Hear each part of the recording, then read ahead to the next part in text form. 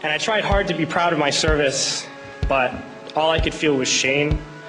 And racism could no longer mask the reality of the occupation. These were people, these were human beings. I've since been plagued by guilt anytime I see an elderly man, like the one who couldn't walk, who we rolled onto a stretcher and told the Iraqi police to take him away. I feel guilt anytime I see a mother with her children, like the one who cried hysterically and screamed that we are worse than Saddam as we forced her from her home. I feel guilt anytime I see a young girl, like the one I grabbed by the arm and dragged into the street. We were told we were fighting terrorists. The real terrorist was me, and the real terrorism is this occupation. Racism within the military has long been an important tool to justify the destruction and occupation of another country. It has long been used to justify the killing, subjugation, and torture of another people. Racism is a vital weapon employed by this government. It is a more important weapon than a rifle, a tank, a bomber, or a battleship. It is more destructive than an artillery shell, or a bunker buster, or a Tomahawk missile. While those weapons are created and owned by this government, they are harmless without people willing to use them. Those who send us to war do not have to pull a trigger or lob a mortar round. They do not have to fight the war, they merely have to sell the war. They need a public who is willing to send their soldiers into harm's way. They need soldiers who are willing to kill and be killed without question. They can spend millions on a single bomb, but that bomb only becomes a weapon when the ranks of the military are willing to follow orders to use it.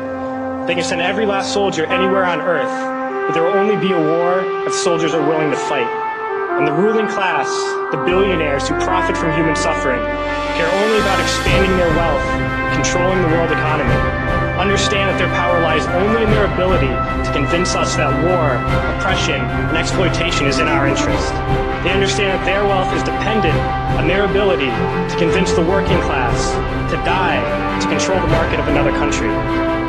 And convincing us to kill and die is based on their ability to make us think that we are somehow superior. Soldiers, sailors, Marines, airmen have nothing to gain from this occupation. The vast majority of people living in the U.S. have nothing to gain from this occupation. In fact, not only do we have nothing to gain, but we suffer more because of it. We lose limbs, endure trauma, and give our lives. Our families have to watch flag-draped coffins lowered into the earth. Millions in this country without health care, jobs, or access to education must watch this government squander over $450 million a day on this occupation.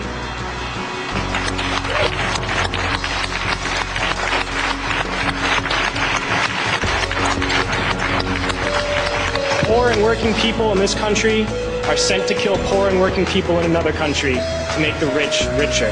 And without racism, soldiers would realize that they have more in common with the Iraqi people than they do with the billionaires who send us to war.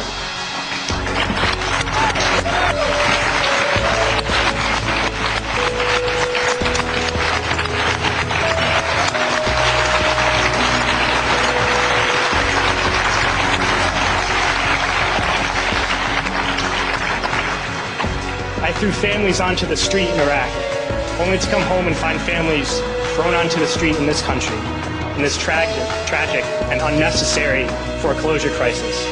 We need to wake up and realize that our real enemies are not in some distant land.